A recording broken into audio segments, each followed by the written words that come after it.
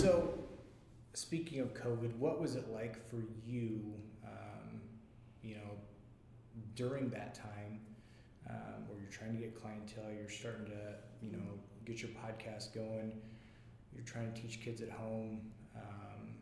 Do you think that just, did it add more stress? Was it something that actually looking back on it that maybe you embraced a little bit and are happy things went the way they did? That's a good question. I mean, I think in hindsight, I am happy with the way things went. I couldn't see the end going through it, right? Sure. Like, I just sort of had to kind of keep the faith that like something was gonna work out and it was gonna be fine.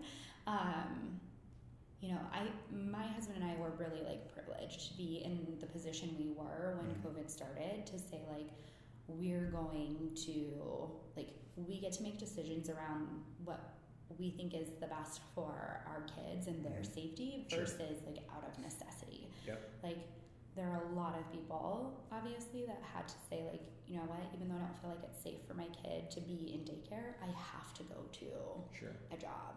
And so like my hands are just tied, and we obviously like had the financial freedom to be able to do that.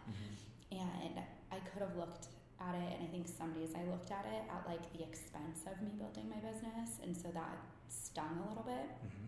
But that was what allowed me to kind of, again, really evaluate like what's important to me. And I just kind of kept those three things in mind and just kept reminding myself that like, as long as I ended there, as long as I was happy with those three things, it didn't really matter like how it came together. Sure. But it was absolutely stressful. Like, there were months at a time where, like I maybe worked a few hours because that's all I had. You know, it's not possible to be a full-time parent and a full-time professional in any capacity for someone or for yourself, and homeschool and parent and build businesses or do any sort of professional work. So it was stressful, but hindsight's always 20/20. It worked out the way that it should have. So I just remind myself to be grateful about that.